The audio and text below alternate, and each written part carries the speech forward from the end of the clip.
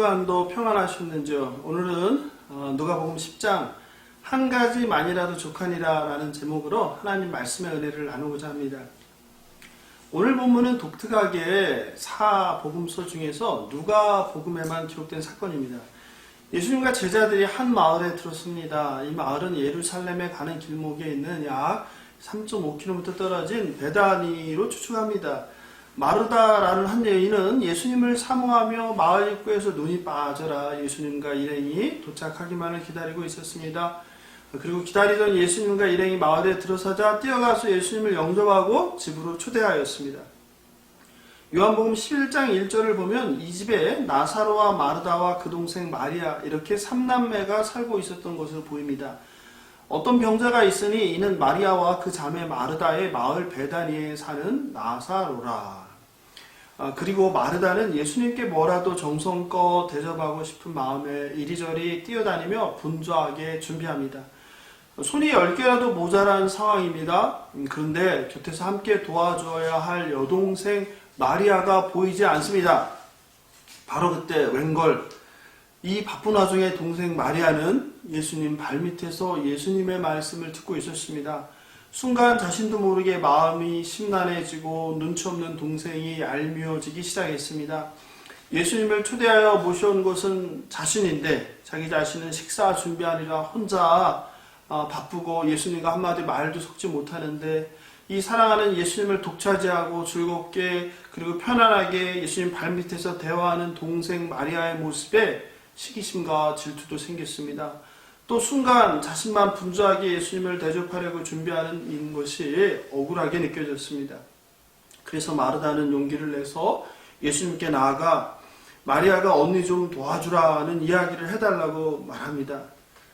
그를 명하사 가서 거들어 주라고 말해달라. 좋게 말해서 이야기 좀 해달라는 것이지 예수님께 고자질하는 것이죠. 또한 직접적으로 예수님께 대한 그 서운함도 표현을 하였습니다. 그런데 예수님은 도리어 예수님을 섬기려고 수고하고 애쓰는 마르다를 책망하고 있습니다.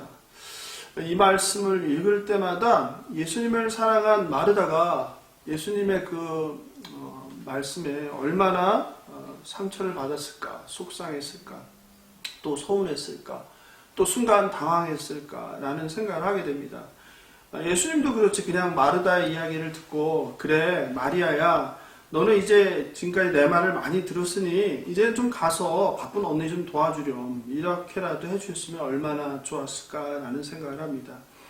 오늘 본문은 이렇게 우리의 일상에서 일어나는 작은 에피소드로 쉽게 읽으며 지나쳐갈 수도 있습니다. 그런데 마르다의 집에서 벌어지는 이 일을 우리가 한번 상상해 보면 생각보다 참 우리가 묵상하고 생각할 내용들이 많습니다. 보통은 하나님의 말씀이 섬김보다 중요하다며 우선순위의 문제로 해석하고 설교됩니다. 성도 여러분은 어떻게 생각하시나요? 저는 그런 설교가 말씀이 더 중요하다라는 우선순위의 관점보다는 참된 섬김이란 관점에서 본문을 생각해보고 그 교훈을 여러분과 오늘 이 새벽에 나누고자 합니다. 첫째, 참된 섬김은 타인과 비교하며 시기하거나 불평하지 않습니다. 마르다는 처음에 예수님을 영접한다는 생각만으로도 기쁘고 감사하고 행복했습니다. 그래서 예수님을 대접하려고 여러 가지 음식 준비에 동분서주 최선을 다합니다. 그런데 동생 마리아가 자신을 돕지 않고 예수님 곁에 있는 것을 보는 순간 그 마음에 그 비교한다는 시험이 들었습니다. 이렇게 타인과의 비교가 늘 문제의 시발점이 될 때가 많습니다. 그냥 섬기는 마음만으로도 기뻤는데 땀 흘리며 애쓰는 자신과 평화롭게 앉아 쉬는 듯 보이는 동생을 비교하며 마음이 엉클어진 것입니다. 예수님 발밑에 앉아있는 동생 마리아에 대한 시기심과 질투가 생긴 것입니다. 그리고 그것은 서운함이 되었고 그리고 화와 분노가 되었습니다. 어느 날 갑자기 집에 찾아온 손님들의 식사 준비를 해본 권사님, 집사님들은 아마 오늘 이 마르다의 심정을 10분 이해하지 않을까 싶습니다. 이렇듯 누군가를 섬기는 우리의 순전한 첫 마음이 타인과 비교하면서 무너질 때가 많습니다. 저와 여러분은 교회 갱신 8년을 하며 이런 감정의 소용돌이의 상황을 많이도 경험했습니다. 나는 비가 오나 눈이 오나 피켓을 들고 손가락질과 따가운 눈총을 받으면서 한 번도 해보지 않았던 피켓 시위라는 것을 대로해서 하고 있는데 여기에 한 번도 참석하지 않는 사람들을 생각하면 서운한 마음이 들기도 합니다. 또 개인의 시간과 물질과 힘을 쏟아 교회를 섬겼는데 가끔 오해를 받거나 비난을 듣는 경우도 있습니다. 그럴 경우에는 뭐 내가 이런 소리까지 들으면서 애써서 시간과 물질과 에너지를 써가며 섬겨야 하나라는 그런 생각이 들 때도 있습니다. 바로 오늘 마르다가 그렇습니다. 결국 마르다는 몇 번을 나름 참아봤습니다. 또 기다려봤습니다. 그리고 더 이상 참지 못해 예수님께 나아가 예수님과 동생 마리아를 동시에 불평합니다. 40절입니다. 마르다는 준비하는 일이 많아 마음이 분주하니라. 예수께 나아가 이르되 주여 내 동생이 나 혼자 일하게 두는 것을 생각하지 아니하시나이까? 이거는 예수님에 대한 불평이죠. 그죠? 그를 명하사 나를 도와주라 하소서. 이것은 마리아에 대한 불평이죠. 결국 이런 비교가 시기심을 낳았고 이 시기심이 억울함을 낳게 되었고 또 억울함이 화가 되었고 또 그 화가 행동으로 실천하여서 불평을 하게 되는 악순환이 일어난 것입니다. 사촌이 땅을 사면 배에 아프다라는 우리 속담은 이런 인간의 시기심이 어떠한지를 잘 보여줍니다. 시기라는 것은 가장 야비하고 잔인하고 더러운 죄라고 합니다. 심리학자 헬몰스는 시기하는 사람은 탐나는 물건을 갖고 싶어 하지도 그것을 즐겨하지도 않는다. 다만 다른 누군가가 그것을 갖는다는 사실을 견디지 못한다. 굉장히 우리 인간의 시기심이 얼마나 못된 것인지 나쁜 것인지 더러운 것인지를 또 야비한 것인지를 제대로 설명했죠. 시기심과 질투는 상황과 사람에 대한 우리의 올바른 분별력을 마비시키고 상황을 더 복잡하게 만듭니다. 또 쓸데없는 있지도 않은 내용을 상상의 나래를 펴면서 감정 소비만을 증대시킵니다. 뿐만 아니라 결국 상대방은 물론 자신이 최대 피해자가 됩니다. 시기심은 상대방을 무참히 넘어뜨리고 죽음에 이르게 할 뿐만 아니라 부메랑처럼 돌아와 자기 자신도 무너뜨릴 수 있다는 것을 기억하면 좋겠습니다. 타인과 비교하며 시기심으로 불평을 하고 또 그로 인해서 섬김에 순전했던 그 참된 기쁨과 감사하는 그 자원하는 마음을 빼앗기지 않는 저와 여러분 되길 소망합니다. 둘째입니다. 많은 일과 분주함으로 자원하는 섬김의 기쁜 마음을 빼앗기지 마십시오. 여기서 40절에 보니 준비하는 일이 나오는데요. 준비하는 일로 마음이 빼앗긴 거잖아요.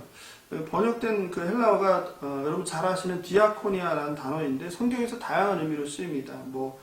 종이 시중을 드는 것, 또 상징적으로 자선적인 도움 또는 공무상의 봉사, 또 집사직 같은 관리하는 것, 행정, 직무 이런 다양한 뜻으로 쓰입니다. 근데 우리는 보통 이걸 섬김이라고 번역합니다. 섬김이라는 것은 나의 유익이나 기쁨이 아니라 상대방의 유익과 기쁨에 기반해야 하는 것입니다. 그런데 마르다가 동생과 비교하며 정작 섬김의 대상인 예수님을 향한 사랑과 기쁨이 사라져 버린 거예요. 그죠? 더 이상 기쁨과 감사의 섬김이 아니라 이제 짜증나고 힘든 일이 되어버린 것입니다. 그런 마르다의 심리적 상태가 40절에 나오죠.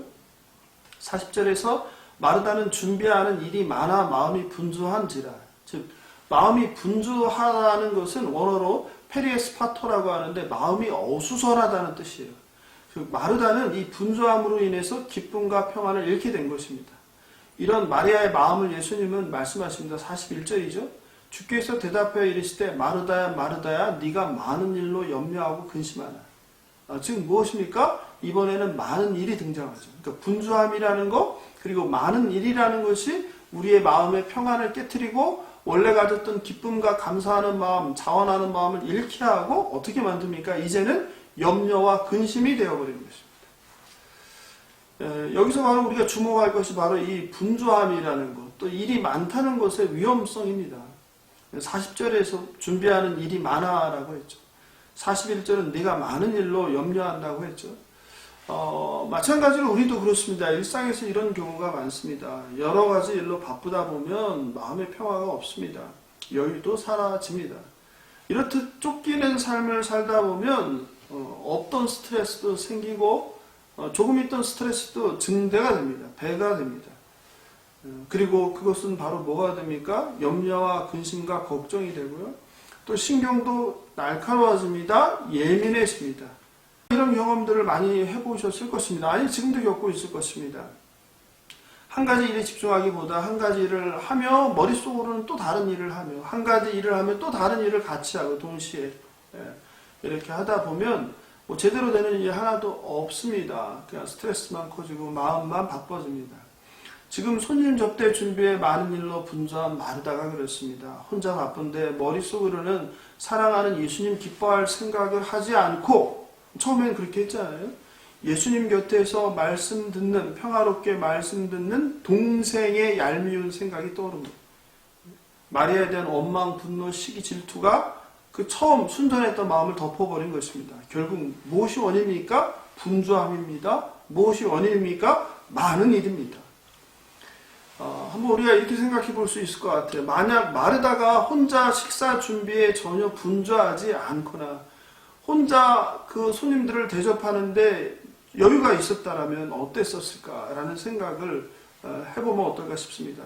아마도 그녀는 혼자 준비하면서 여전히 그 처음에 가졌던 기쁨과 감사를 유지하면서 맛있게 자신이 준비한 음식을 드실 예수님과 제자들을 아마 떠올렸을 것입니다. 게다가 음식을 준비하면서 즐겁게 준비하면서 슬쩍 보았는데 예수님이 뭐하고 계시나 보았는데 동생 마리아가 자기 대신에 예수님과 말벗을 해주는 것을 보면서 동생 마리아에게도 고마운 마음을 오히려 가졌을 것입니다. 저 여러분도 마찬가지입니다. 처음에 교회와 성도를 섬기겠다고 기쁘게 자원하여 시작했는데 어느 순간부터 일이 되어버렸습니다. 또 타인과 비교하면서 불평이 생겼습니다.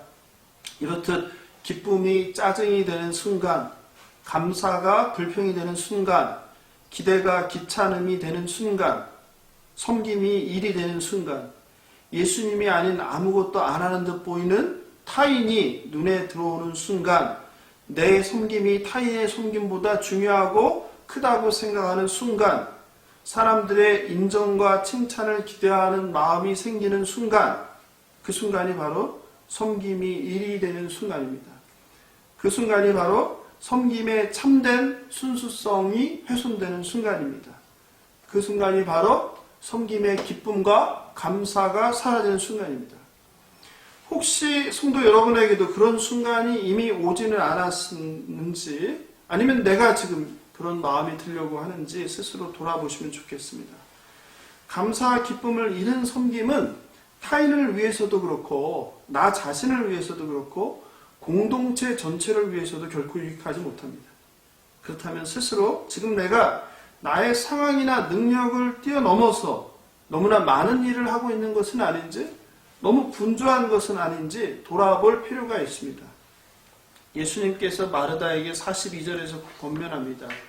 몇 가지만 하든지 혹은 한 가지만이라도 족하니라. 마리아는 이 좋은 편을 택하였으니 빼앗기지 아니하리라.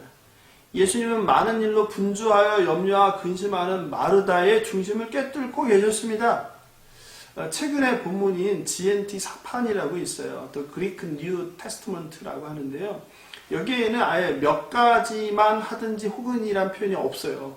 그러니까 뭐만 있어요? 한 가지만으로도 족하니라. 그래서 제가 오늘 이거를 이제 성경 본문으로 삼았는데요. 몇 가지는 해도 괜찮은가 이런 생각을 할 수 있잖아요. 그래서 이게 항상 읽을 때 헷갈리는 거예요. 물론 이제 마르다가 많은 일이라는 걸로 해서 크게 문제가 되지는 않는데 그래도 좀 오해가 될 수 있거든요. NIV 성경도 only one thing is needed라고 번역되어 있어요. 그리고 킹 제임스 버전도 one thing is needful, 한 가지가 족하다 이렇게 되어 있어요. 뭐 이렇게 하면 오히려 더 본문이 더 선명하게 다가오겠죠, 그죠? 그러니까 마리아는 한 가지에 최선을 다해서 충성을 다하고 있다 이런 뜻이죠, 그죠? 성도 여러분 어떻습니까? 혹시 혼자서 너무 많은 일로 분주히 섬기고 있지는 않으십니까? 그래서 기쁨과 감사는 사라지고 지금은 불평과 억울함 또 염려와 근심이 있지는 않으십니까? 그래서 오늘 예수님께서 마르다에게 주시는 이 권면을 여러분의 것으로 받으시면 좋겠습니다. 섬기는 일을 많이 하는 것이 중요한 것이 아닙니다. 참된 섬김을 하는 것이 중요합니다. 무엇보다도 섬김으로 내 마음이 기쁘고 감사하는 것이 중요합니다. 이 말씀을 꼭 새기는 우리 갱신공동체 성도님들 되시길 예수님의 이름으로 축원합니다. 셋째, 섬김의 목적을 잃거나 섬기느라 정작 더 중요한 것을 놓치면 안 됩니다. 교회나 세상에서 섬길 때 우리는 일에 너무 몰두되어서 다른 것을 못 볼 때가 있습니다. 또 정작 그거보다 더 중요한 일을 간과할 때가 있습니다. 주객이 바뀌고 본말이 전도되는 상황입니다. 이런 경우가 직장이나 가정은 물론이고 교회에서도 발생합니다. 주일날 교회에서 가장 중요한 것은 무엇입니까? 예배이죠. 예배. 그리고 선포되는 하나님의 말씀이죠. 그런데 주일 봉사팀으로 섬기다 보면 정작 더 중요한 주일 예배에 집중하지 못하는 경우가 많습니다. 심지어는 예배 시간에 아예 참석을 못하기도 합니다. 예상 못한 불가피한 상황이 발생하는 경우가 아니라면 예배와 말씀보다 섬김이 우선이 되어서는 안 될 것입니다.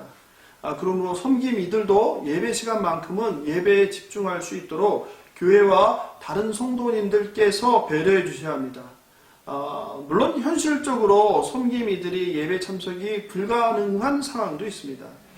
이런 경우일지라도 섬김 이들이 각자 알아서 신앙생활 하겠지, 나중에 교회 인터넷으로 예배를 드리겠지 라고 나몰라라 하기보다는 섬김 이들이 따로 예배 전이나 예배 후에 예배를 드리는 방식으로 공동체를 섬기는 사역으로 주일 예배 참석이나 하나님 말씀을 듣는 일이 방해되지 않게 배려해야 합니다. 오늘 본문에서 마르다는 예수님의 식사 대접을 준비하는데 마음이 분주하여 정작 중요한 생명의 양식인 예수님의 말씀을 듣지 못했습니다. 예수님께서 42절에서 마르다의 이런 분주함을 책망하며 마리아의 선택을 칭찬합니다. 몇 가지만 하든지 혹은 한 가지만이라도 족하니라. 마리아는 이 좋은 편을 택하였으니 빼앗기지 아니하리라. 그렇죠? 우리는 교회와 성도를 섬긴다는 명목으로 일을 하면서 사실은 어떤 경우에는 자기 자신의 만족을 위해서 하는 경우도 있습니다. 그래서 다른 사람을 섬기는 것도 자신이 생각하고 자신이 만족한 방법으로 섬기는 우를 범할 때가 있습니다. 상대방의 필요나 공동체의 필요를 생각하지 않습니다. 오늘 식사 준비로 분주한 마르다의 모습이 바로 그것입니다. 마르다는 예수님께 이것저것 맛있는 것을 해드리는 것이 기쁘게 해주는 것이라고 스스로 정의하고 분주하고 바쁩니다. 예수님이 배가 고프신지 아니면 지금 뭘 먹고 싶은지에 관심이 없습니다. 아니면 예수님이 정말 진정 마르다와 마리아에게 원하는 것이 무엇인지도 모릅니다. 어쩌면 예수님은 지금 음식 준비로 바쁜 것보다 예수님의 진리의 말씀을 듣기를 원하셨는지 모르는 거 아니겠습니까? 그런데 얄미워 보일 수 있는 마리아는 다릅니다. 마리아는 오히려 손님으로 오신 예수님을 혼자 버려두지 않으시고 곁에서 함께하는 것입니다. 예수님의 말씀을 경청하는 것입니다. 저도 그렇죠. 저도 주일마다 이제 목사님들을 섭외하고 의전을 하는데 목사님이 도착하셨는데 제가 교회 다른 일로 여기저기 왔다 갔다 하고 그분을 혼자 이렇게 놔두면 어떻겠습니까? 좋지 않겠죠. 저는 이거 하면서 이제 그게 생각이 났어요. 저도 이제 목사님 의전할 때 어떤 경우는 교회에 급한 일이 생겨서 여기저기 이렇게 뛰어다닐 때가 있는데 그러지 말아야 되겠구나. 온전히 오신 설교자를 함께 하는데 최선을 다해야겠다라는 생각이 들었습니다. 아마 마리아가 그렇지 않을까. 예수님은 이런 상황을 얘기하는 게 아닐까 싶습니다. 그리고 마리아는 발밑에서 예수님을 향한 그 사랑과 그 말씀에 대한 은혜와 순종의 눈빛을 보내고 있겠죠. 그죠? 반면에 마르다는 어떻습니까? 혼자 불평불만으로 막 그렇게 하는 모습이 상상되지 않습니까? 오늘 본문은 마리아가 말씀 듣기를 택한 것이 섬김보다 더 좋은 것이라는 의미는 아닙니다. 이게 이제 포인트예요. 보통은 이제 그런 쪽으로 설교가 마무리됩니다. 말씀이 더 중요하다, 섬김보다. 근데 저는 좀 다른 관점으로 봐요. 예수님의 의도는 결국 그런 거 아니에요. 섬김이 말씀을 듣는 것보다 못하다 이런 의미는 아닐 거라고 생각합니다. 마리아는 물론 좋은 편을 택하였다고 합니다. 그런데 정작 마르다는 처음에는 주를 위한 섬김을 한 거죠. 그런데 그 과정 가운데 시기, 질투심, 어떤 이런 억울한 이런 마음으로 인해서 변질이 된 거죠. 저와 여러분은 어떻습니까? 누군가를 섬기거나 도울 때 상대방이 진정 원하는 게 무엇인지를 배려합니까? 아니면 상대방의 의사 상관없이 그냥 일반적인 세상 원리로 아니면 내가 아는 방식으로 그냥 밀어붙입니까? 상대방은 그냥 들어주길 원하는데 혹시 자기의 말을 하기 바쁘지는 않습니까? 상대방은 지금 권면이 필요한 것이 아니라 위로와 공감이 필요한데 권면하기 바쁘지는 않으십니까? 상대방은 지금 배가 고파서 밥이 필요한데 책을 주시지는 않으십니까? 공동체에서도 마찬가지입니다. 공동체를 이루어 가는데 지금은 공동체가 손과 발이 필요한데 여전히 입으로 섬기고 있지는 않으십니까? 참된 섬김은 내가 중심이 되는 것이 아니라 그 필요한 그 상대방이 중심이 되어야 합니다. 그리고 섬기느라 정작 더 중요한 것을 잃고 있지는 않으신지 살펴보면 좋겠습니다.